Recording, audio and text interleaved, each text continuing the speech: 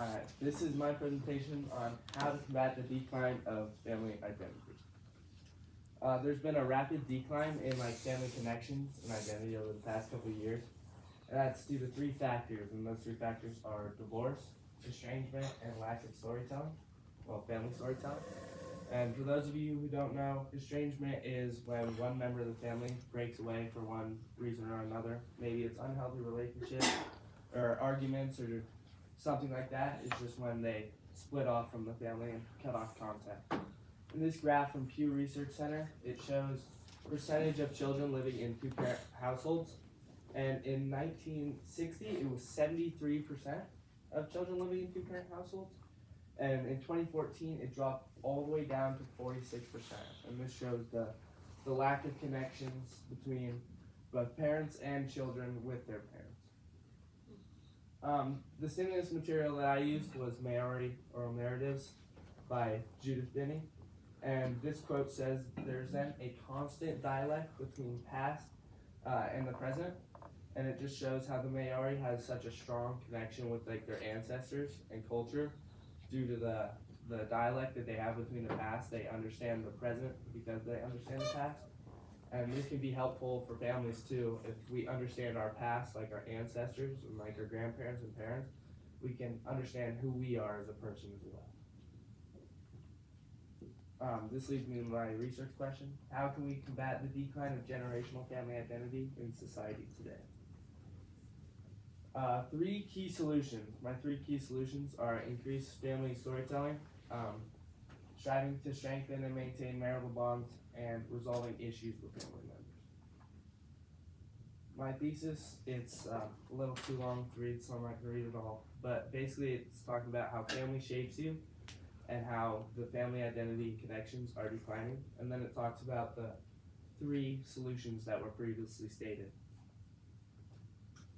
First off, I have storytelling. This quote is from Caitlin Phillips, an assistant professor at the University of Utah, and it says, "Family stories serve to affect and reflect who they are and how they do family." The stories we hear help connect us and shape our values, just due to ancestors tell us stories, not just purely for entertainment, but to reflect what they feel is important and tell us what they feel we need to learn to be successful in life. Also, using storytelling more increases connection because you understand what your ancestors and what your past family members had to go through. Furthermore, on storytelling, this quote is from Nick Westrate, a researcher at the University of Illinois, and he says, "Storytelling is an underleveraged developmental resource for communities whose stories have been erased." And in the same way that it's important for large communities, it can also be important for the individual family. Because if our stories are being erased, we can use that, we can increase the storytelling in order to understand our family and our culture more. Secondly, I have a quote on divorce. And it says, "Offspring of divorce/separated parents are more likely to engage in sexual or risky sexual behavior, live in poverty, and experience their own family instability." This shows how kids who have divorced parents may stray away from some of the family values that have been passed down from their parents, just due to them not seeing one side of the family as much. Also, it says that they can experience their own family instability. And this can just lead to a spiral of a chronic family instability for generations to come. It can lead to a large disconnect. Thirdly, estrangement. This is from Wanda Williams in the OSU Human Sciences Department. And when talking about estrangement, she said, "Isolation produces a diminished sense of community and many issues such as poverty, health, food security, and violence." Again, we can see that no connection with family can lead to issues just due to not maintaining values that are passed down from different families, and just being isolated, so you're not having that connection with your family members anymore. This brings me back to my three key solutions. Family storytelling, striving to strengthen marital bonds, and resolving issues with family members.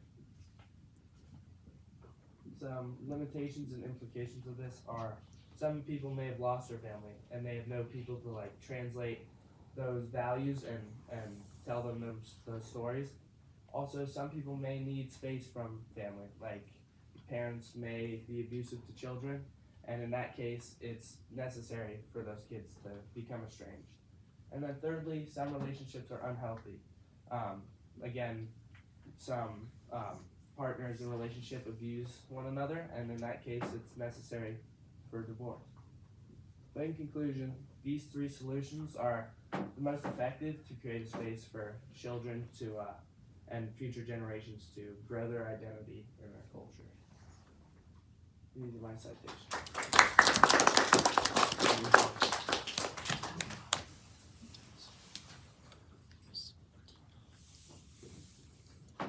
How valid and reliable are the sources you used, and how do you know that? And which sources did you find that you didn't use? I feel like my sources are pretty reliable. Most of them came from researchers at colleges and came from studies showing like divorce rates and stuff like that. I found some quotes from like news blogs on college like sites, and they had some good information, but I just didn't feel they were reliable, so I left them out. And how did you use the conclusions and questions of others to advance your own research? Ooh, okay. Let's see. I just found a lot of like storytelling and like how that helped maintain family culture and stuff like that. And I just used that as like a base to find different branches on what else people can improve on to maintain family culture, identity, and stuff like that. Okay.